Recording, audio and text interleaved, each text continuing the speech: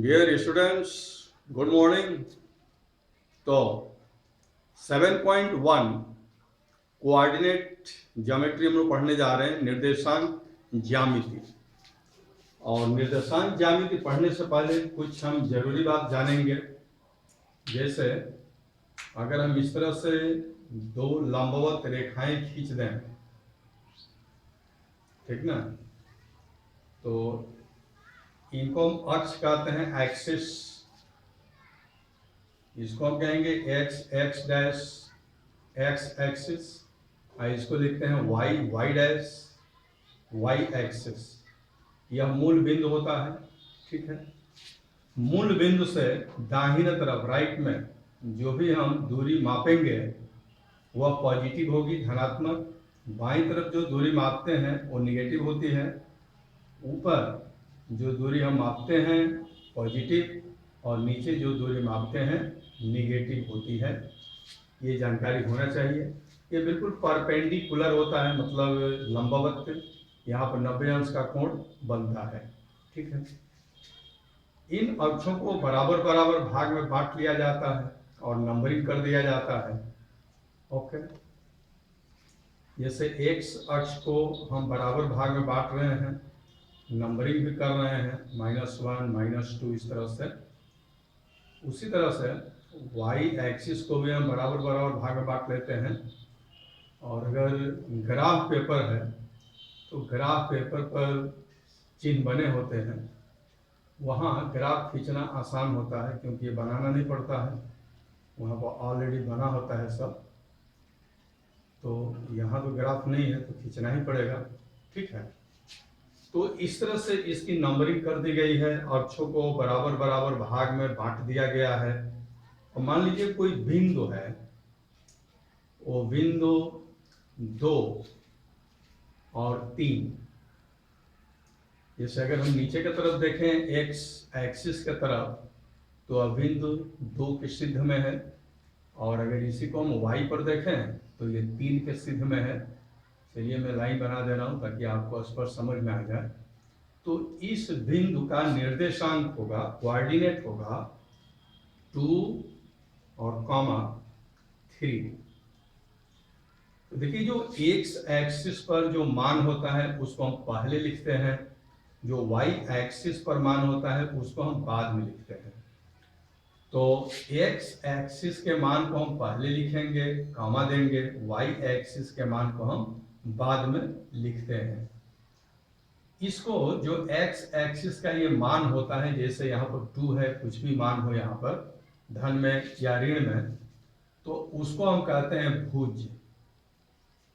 ये जानकारी होनी चाहिए। हालांकि बार बार भुज शब्द आता नहीं है बोलने में, एक्स और वाई भी हम लोग बोलते हैं, लेकिन जो एक्स पर जो भी नंबर होगा उसका नाम होता है भुज, एब्सिसा। एब्सिसा इसको इंग्लिश में कहते हैं। और वाई के स्थान पर जो भी नंबर होगा उसको हम कहते हैं कोटि। इसका नाम होता है कोटि, ऑर्डिनेट। इंग्लिश में इसको ऑर्डिनेट कहते हैं। इसी ऑर्डिनेट से बना है कोऑर्डिनेट, क्योंकि इसमें एक्स भी है वाई भी है। तो इस तरह से बोलचाल की भाषा में चाहे कहीं भी लिखना होता है तो हम एक्स वाई भी कह देते हैं, परंतु यह बात जानना चाहिए कि एक्स के स्थान पर जो नंबर लिखा होता है उसका नाम भुज होता है, एब्सिसा कहते हैं। वाई के स्थान पर जो नंबर लिखा होता है उसको कोटि कहते हैं, ऑर्डिनेट कहते हैं। वैसे अगर हम चाहें तो इसको एक्स ऑर्डिनेट भी कह सकते हैं और इसको वाई ऑर्डिनेट भी कहते हैं। तो इस बात की आपको जानकारी हो चुकी है। अब आइए कुछ और इससे संबंधित बातों की हम जानकारी लेते हैं। जैसे मान लीजिए एक बिंदु है जो -3 और 5 के सिद्ध में है, यानी कि नीचे अगर आए एक्स एक्सिस के तरफ अगर देखें तो -3 पर ये पड़ रहा है, और यदि वाई एक्सिस पर हम देखते हैं तो 5 पर है। तो इसका कोऑर्डिनेट क्या होगा? इसका कोऑर्डिनेट होगा, एक्स एक्सिस के वैल्यू को हम पहले लिखते हैं -3, और वाई एक्सिस के वैल्यू को हम बाद में लिखते हैं 5। यानी कि -3, 5 ये इसका कोऑर्डिनेट हो गया। ठीक है, निर्देशांक।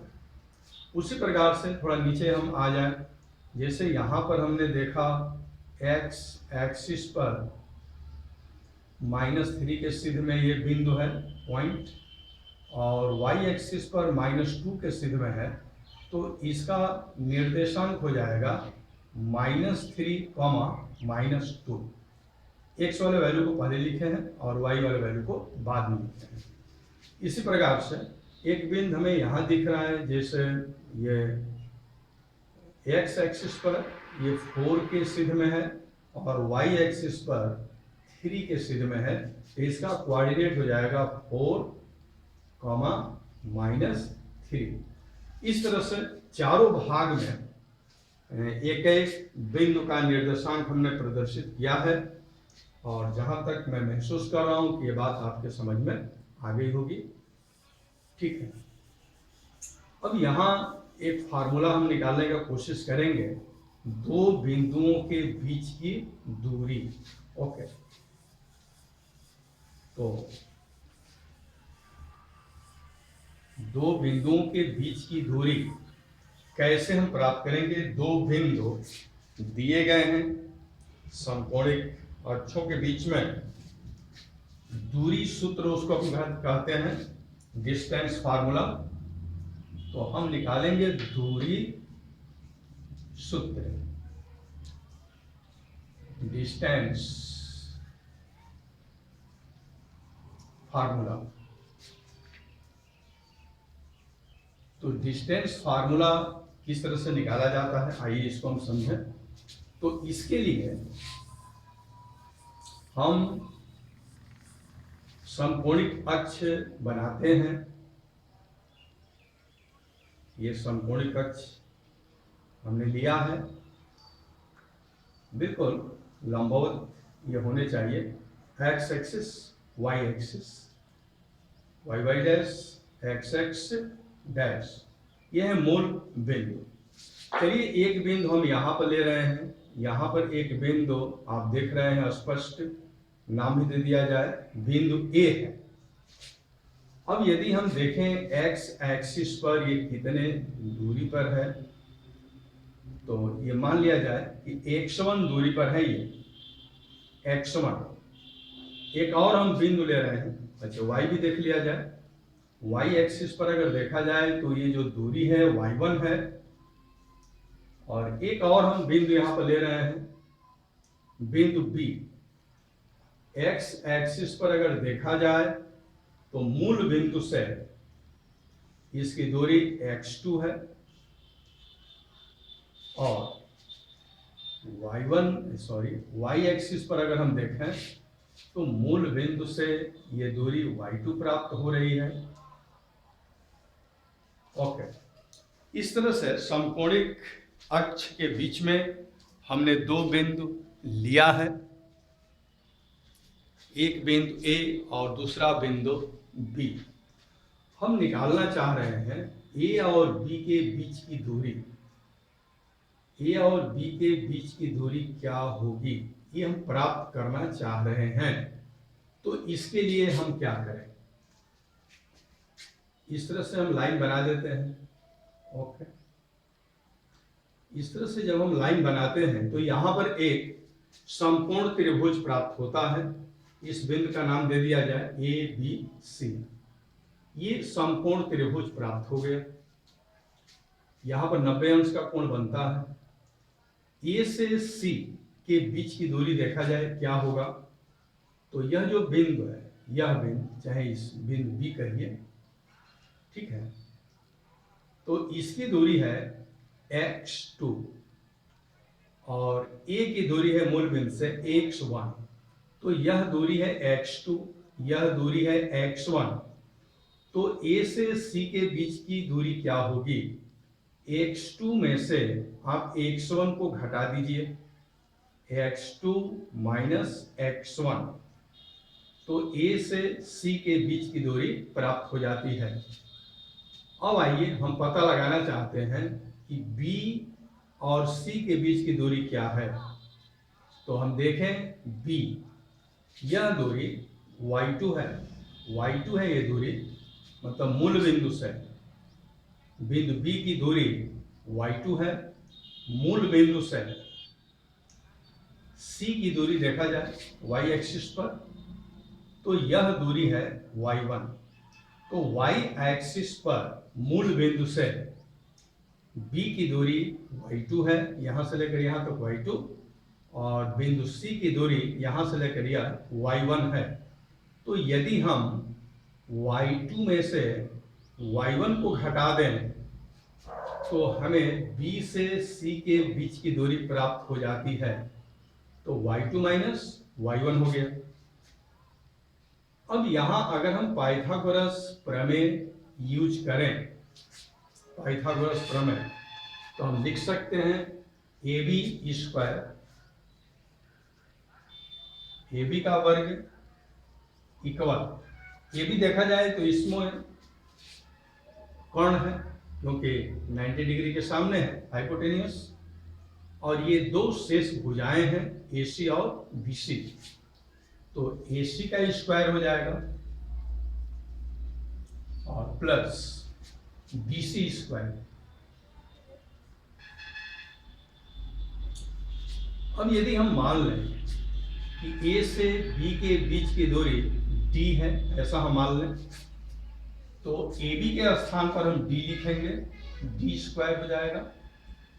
AC x2 माइनस x1 है, तो x2 माइनस x1 का हम स्क्वायर कर देंगे, okay. BC y2 minus y1 है, तो y2 माइनस y1 का हम यहाँ स्क्वायर कर देंगे, तो D स्क्वायर बराबर हो जाएगा।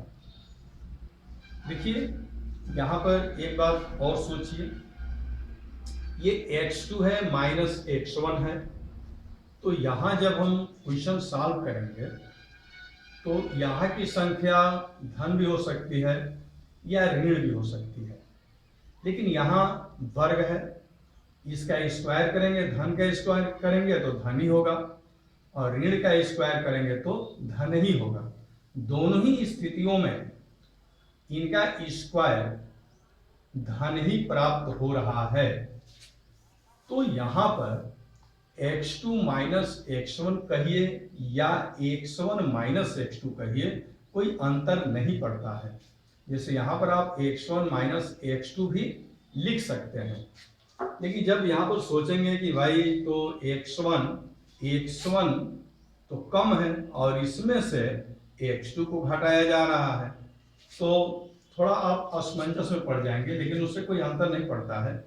जैसे एक एग्जाम्पल मैं ले रहा हूं, जैसे x1 का वैल्यू मान लीजिए 5 है और x2 का वैल्यू 8 है, ठीक है। तो अगर हम x2 माइनस x1 करते हैं तो 8 माइनस 5 करेंगे और फिर इसका स्क्वायर करेंगे, तो 8 में से 5 निकालेंगे तो 3 होगा, और 3 का स्क्वायर कर देंगे तो ये प्लस 9 हो जाएगा।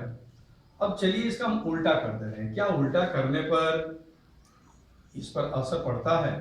तो अब हमने क्या कर दिया, 5 में से हम 8 को घटा देते हैं, तो 5 माइनस 8, इसको हमने उल्टा कर दिया, x1 माइनस x2 कर दिया, तो क्या होगा, ठीक है, यहां तो अंतर आएगा, यहां तो -3 हो जाएगा। जैसे 8 में से 5 को आप घटाते हैं तो +3 प्राप्त होता है, लेकिन यहाँ 5 में से 8 को घटाएंगे तो -3 हो जाएगा। यहाँ तो अंतर आ रहा है, लेकिन जब +3 का स्क्वायर करेंगे तो +9 होगा, और -3 का भी स्क्वायर करेंगे तो +9 ही हो जाएगा। तो अंततः ये दोनों मान एक समान प्राप्त होते हैं। इसलिए हम यहाँ पर चूंकि ये स्क्वायर फॉर्म में है, हम यहाँ x1 माइनस x2 लिखें या x2 माइनस x1 लिखें, कोई अंतर नहीं पड़ता है, क्योंकि ये स्क्वायर फॉर्म में है। तो यहाँ मेरे कहने का अर्थ यह है, यहाँ x2 माइनस x1 न लिख करके हम x1 माइनस x2 लिखना चाहते हैं, ओके, तो हम लिख सकते हैं यहाँ पर y2 माइनस y1 के स्थान पर हम y1 माइनस y2 लिखना चाहते हैं, बिल्कुल हम लिख सकते हैं। अब दोनों पक्षों का अगर वर्गमूल कर दिया जाए तो d, ये तो अंडर रूट में चला जाएगा क्योंकि यहाँ प्लस है, तो ये हो जाएगा x1 माइनस x2 का whole square plus y1 minus y2 का होल स्क्वायर। अब सवाल ये उठ रहा है कि हम x2 माइनस x1 के स्थान पर x1 माइनस x2 क्यों लिखना चाहते हैं? वो याद करने की सुविधा के लिए, जैसे याद करने में कुछ सुविधा होगा, x1 माइनस x2 कहना, y1 माइनस y2 कहना, ये थोड़ा सुविधाजनक लगता है, इसलिए हमने उसको इस तरह से सेट कर दिया। और ऐसा अगर सेट किया जाए तो कोई अंतर भी नहीं पड़ता है। तो यहां से एक फार्मूला क्लियर हुआ है और इस फार्मूले का नाम है दूरी सूत्र, डिस्टेंस फार्मूला। और डिस्टेंस फार्मूला को बिल्कुल आपको याद रखना चाहिए। तो यहां देखिए, जैसे दो बिंदु होते हैं, दोनों बिंदुओं का नाम कुछ भी हो सकता है, ए बी कहिए, पी क्यू कहिए, एम एन कहिए, जो चाहें सो आप कह सकते हैं। तो यहाँ पे जैसे दो बिंदु है, जैसे एक बिंदु ए है, दूसरा बिंदु बी है, इसका निर्देशांक दिया हुआ है x1 y1, इसका निर्देशांक है कोऑर्डिनेट x2 y2, बीच में कॉमा होना चाहिए, जल्दीबाजी में छूट जाता है, ठीक है। तो ए और बी के बीच की दूरी क्या होगी? तो ए और बी के बीच की दूरी होगी अंडर रूट, याद रखिए पूरा फार्मूला अंडर रूट में होता है। सीधे पहला, ये देखिए पहला और ये पहला, यानी कि भुज भुज को पहले हम सेलेक्ट करेंगे, एब्सिसा को सेलेक्ट करते हैं, एक्स के दोनों मान हम रखते हैं और बिल्कुल जैसे दिख रहा है वैसे रख देते हैं। x1 याद रखना चाहिए कि बीच में माइनस होगा और स्क्वायर कर देते हैं, यहाँ प्लस होता है, गलती से भी माइनस मत कीजिएगा। और फिर y हम ले लेते हैं, y1 y2, y1 minus y2 whole square. तो ये लिखने में, याद करने में, पढ़ने में बड़ा सुविधाजनक है, x1 minus x2, y1 minus y2, इसलिए ऐसा हमने सेट किया। ओके, तो इस फार्मूले को हमें याद करना पड़ेगा, ठीक है। तो दोनों बिंदुओं में हम देख रहे हैं कि भुज को पहले ले रहे हैं, x1 minus x2 whole square, और फिर हम कोटि को बाद में ले रहे हैं, y1 माइनस y2। इस तरह से दो बिंदुओं के बीच की दूरी हम याद कर सकते हैं।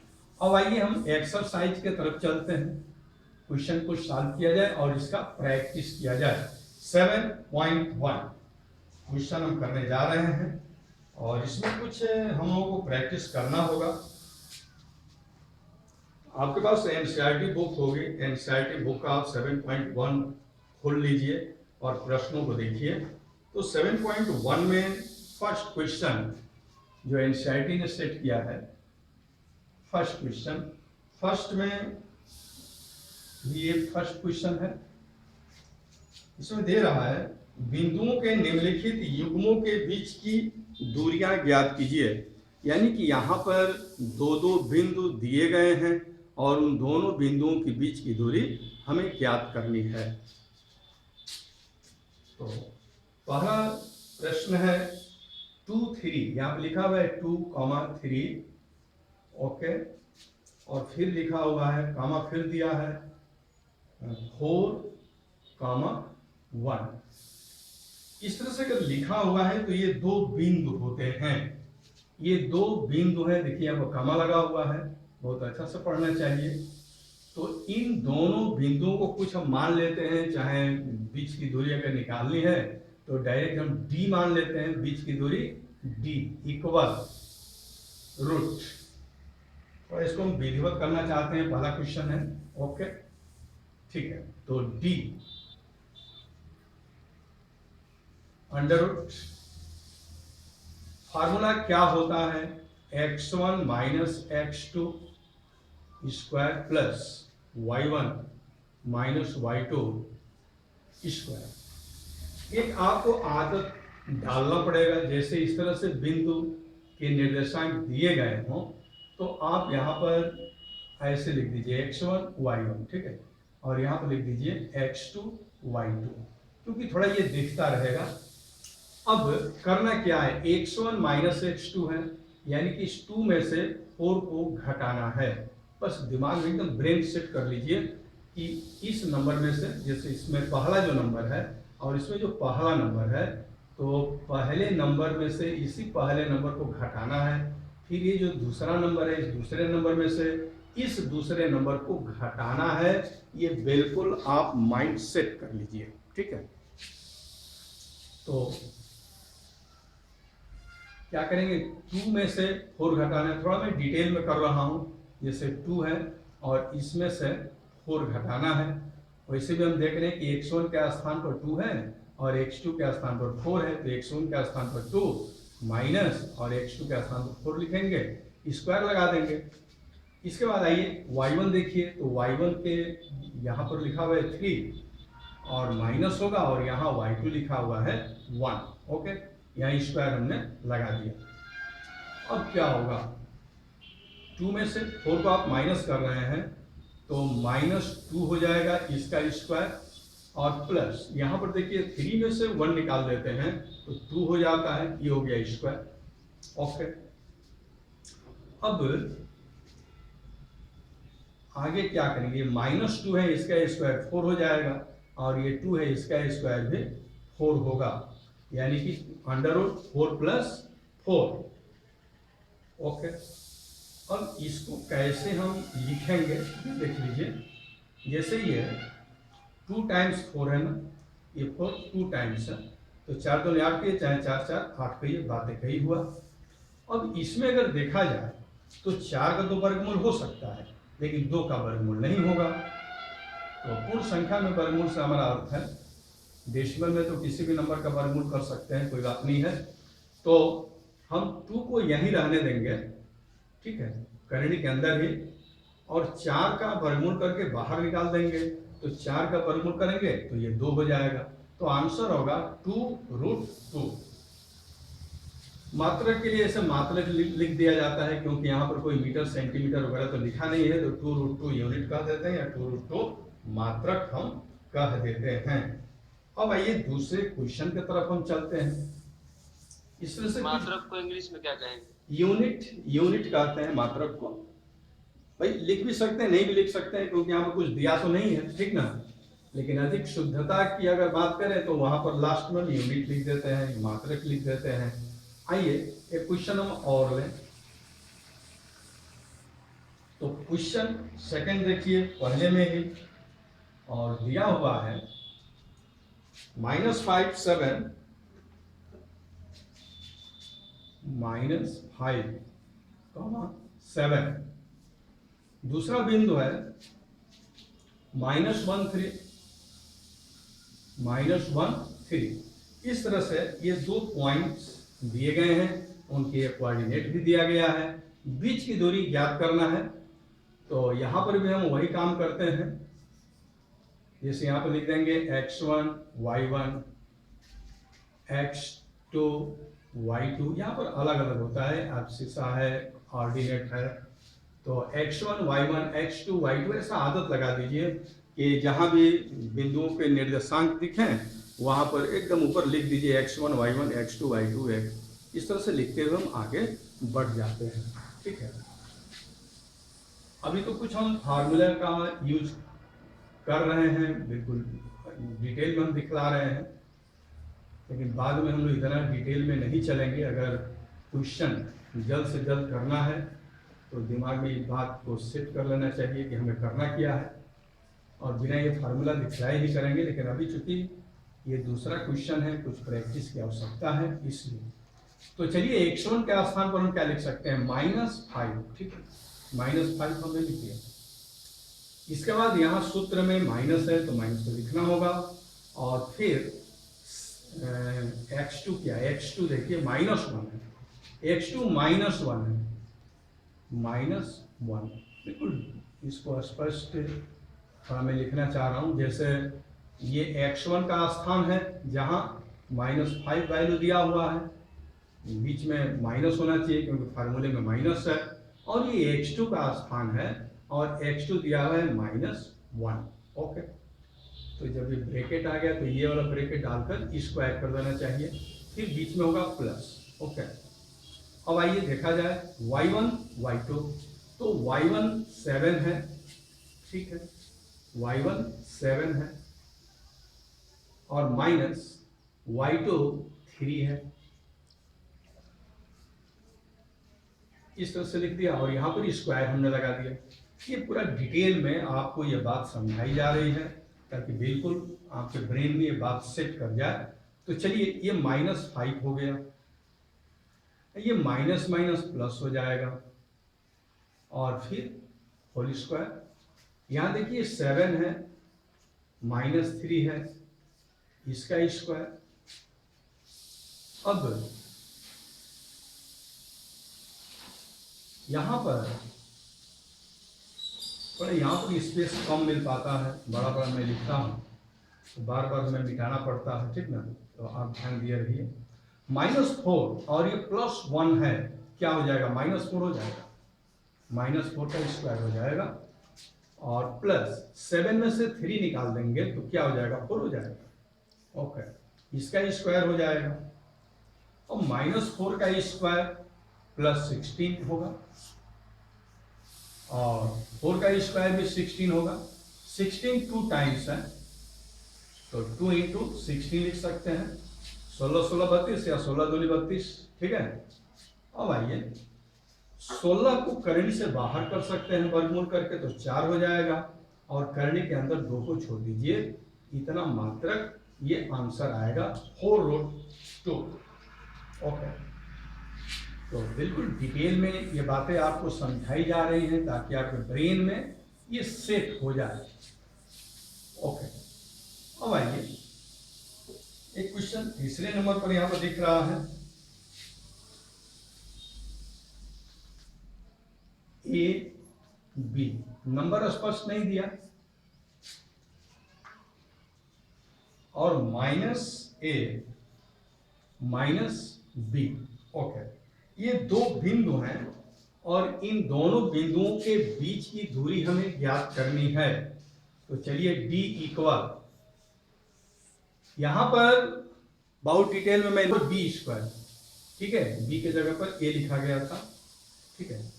तो एक बार फिर से सुन लीजिए, a माइनस a तो क्या हो जाएगा, a + a यानी कि 2a का स्क्वायर प्लस b -b यानी कि b + b हो जाएगा यानी कि 2b होगा, 2b का स्क्वायर। अब यहाँ पर इसका स्क्वायर करेंगे तो 4a² हो गया, अब इसका स्क्वायर होगा 4b², राइट। अब यहाँ पर हम 4 को कॉमन ले लेंगे तो ये हो जाएगा a² + b², कॉमन हमने ले लिया। तो ये 4 जो है इसको हम करनी के बाहर कर सकते हैं, बिल्कुल इसको आप बाहर कर सकते हैं। तो बाहर करेंगे तो क्या होगा, 2√, और ये तो अंदर ही रह गया ना, a² + b², तो यही आपका राइट आंसर होगा, 2√a² + b²। ओके, और आइए कुछ क्वेश्चंस इसमें इसी प्रकार से दिए गए हैं। दूसरा प्रश्न दिया गया है कि बिंदुओं 0 0 और 36 15 के बीच की दूरी ज्ञात कीजिए। बिल्कुल आप इसको दूरी ज्ञात कीजिएगा इसी फार्मूले के द्वारा। निर्धारित कीजिए कि क्या बिंदु 1 5 2 3 और -2 -11 संरेख है, मतलब ये लीनियर है, एक लाइन में तीनों बिंदु पड़ेंगे, ये आपको सिद्ध करना है। तो इस तरह के क्वेश्चन कैसे किए जाते हैं आइए हम समझा दें आपको। तो क्वेश्चन नंबर 3, ये एनसीईआरटी का क्वेश्चन है, क्वेश्चन नंबर 3, और इसमें दिया हुआ है एक बिंदु 1 5, दूसरा बिंदु है 2 3 और तीसरा बिंदु है -2 -11। क्वेश्चन नंबर सेकंड सेकेंड मैं आपको छोड़ दिया करने के लिए। सेकेंड जो था 0 0 है, एक बिंदु, और दूसरा बिंदु दिया हुआ है 36 और 15 ऐसे दिया हुआ है, ठीक ना। तो ये मैंने आपको छोड़ा है करने के लिए। आप क्या करेंगे, 0 में से 36 माइनस करेंगे तो -36 होगा, उसका स्क्वायर कर दीजिएगा -36 का, फिर प्लस 0 -15 तो -15 होगा, फिर -15 का आप स्क्वायर कर दीजिएगा, फिर जोड़ दीजिएगा, फिर उसका स्क्वायर रूट ले लीजिएगा, वर्गमूल। तो वर्गमूल आप ले लेंगे तो आंसर आ जाएगा 39। तो ये हमने कहा कि इसको आप खुद से कर लेंगे, ओके, आपको अपने से करना है। यहाँ ये मैं समझाऊं कि संरेख का मतलब क्या होता है। यहाँ पर संरेखी लिखा है, कोई बात नहीं, ये संरेखी है, मतलब संरेख है। संरेख का मतलब होता है, इसका मतलब थोड़ा समझ लीजिए, लीनियर कहा जाता है इसको, ठीक है। जैसे यहाँ पर एक बिंदु है, यहाँ एक बिंदु है, और यहाँ भी एक बिंदु है, ओके। किन्हीं दो बिंदुओं पर स्केल अगर आप लगाएं और लाइन खींच दें, और तीसरा बिंदु भी उसी लाइन पर पड़ जाए, फिर से समझने का प्रयास कीजिए। जैसे 3 बिंदु हैं, इस तरह से आप तीनों को मिलाते हुए नहीं, किन्हीं दो को मिलाते हुए आप स्केल लगाइए इसके ऊपर, किसी 2 बिंदु को एक सीध में लेते हुए स्केल लगा दीजिए, इसको चाहे इसको चाहे इसको, और लाइन खींचिए। अगर आप लाइन खींचते हैं और तीनों बिंदु उसी लाइन पर पड़ जाएं, तो हम कहेंगे कि तीनों बिंदु संरेखी हैं, कोलिनियर हैं, ठीक है, मतलब एक लाइन में है, ओके। लेकिन अगर इस तरह से बिंदु हो, जैसे नीचे मैं एग्जांपल ले रहा हूं, ऐसे बिंदु है, इस तरह से, किन्हीं 2 बिंदुओं को स्केल पर रख करके आप लाइन खींचेंगे तो तीसरा बिंदु छूट जाएगा। जैसे सपोज कीजिए कि यह बिंदु और यह बिंदु है, दोनों को मिलाते हुए अगर लाइन हम खींचें तो ये छूट गया। अगर हम इन दोनों को मिलाते हुए लाइन खींचे होते तो ये छूट जाता, इस लाइन पर नहीं पड़ता, और यदि हम इन दोनों को मिलाते हुए लाइन खींचते तो फिर ये छूट जाता ना। तो इस तरह से हम देख रहे हैं कि तीनों बिंदु संरेख नहीं है, और जब तीनों बिंदु संरेख नहीं होते हैं, कोलिनियर नहीं होते हैं, तो तीनों बिंदुओं को आप मिलाते हैं तो एक त्रिभुज बन जाता है, ट्रायंगल बनता है यहाँ पर, त्रिभुज। तो एक बात समझिए, अगर बिंदु संरेख होंगे तो क्या त्रिभुज बनेगा? अगर 3 बिंदु हैं और कोलिनियर हैं तो क्या वहां पर त्रिभुज बनेगा, ट्रायंगल बनेगा? नहीं बनेगा। लेकिन अगर तीनों बिंदु संरेख न हो, एक सिद्ध में न हो, एक लाइन पर न हो, तो फिर वहां पर एक त्रिभुज की रचना होती है। तो संरेख आप समझ गए हैं। अब इसको कैसे सॉल्व करना है मैं आइडिया दे रहा हूं, उस तरह से आप सॉल्व कीजिएगा। इसको मान लेंगे हम बिंदु ए, अपने मन से मान लीजिए, इसको बी और इसको सी मान लीजिए, ठीक है। पहले आप निकालेंगे ए बी, ए और बी के बीच की दूरी, ये आपको निकालना है, ठीक है, ओके। फिर निकालेंगे बी और सी की दूरी, ठीक है, और फिर आपको निकालना है ए और सी की दूरी। देखिए 3 मान आपको निकालने होंगे, इस क्वेश्चन को सॉल्व करना है। 3 बिंदु संरेख हैं कि नहीं, ये पता लगाने के लिए आपको 3 बार ये फार्मूला लिख करके सॉल्व करना होगा। पहले ए और बी के बीच की दूरी निकालेंगे, फिर बी और सी के बीच की दूरी निकालेंगे, फिर ए और सी के बीच की दूरी निकालेंगे, ओके। अब निकाल देने से क्या पता चलेगा कि वो संरेख है कि नहीं, तो इसका पता हम कैसे लगाएंगे, ठीक है। अगर ए सी बराबर A B plus B C आ जाए, कहने का मतलब किन्हीं 2 बिंदुओं के बीच की दूरी, अच्छा ये मतलब आ जाए इस तरह से, टाइम आउट हो चुका है, कोई बात नहीं। तो अगर इस तरह से ये आ जाता है वैल्यू कि ए बी और बी सी को जोड़ देने पर ए सी के बराबर हो जाए, तो कंफर्म हो जाएगा कि वह तीनों बिंदु संरेख हैं।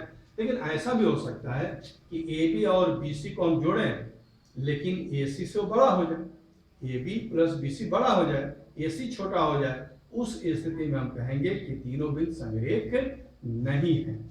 तो टाइम आउट हो चुका है, तो यहीं पर हम क्लास रोक रहे हैं। Thank you very much. SN Singh live class में कर चुके हैं। यदि आप भी लाइव क्लास ज्वाइन करना चाहते हैं तो मेरे व्हाट्सएप नंबर 96 16 72 78 46 पर अपना नाम व क्लास सेंड करें। SN Singh live class Zoom app पर चल रहा है। मेरा आईडी 5563633017 तथा पासवर्ड QWERTY @123 है।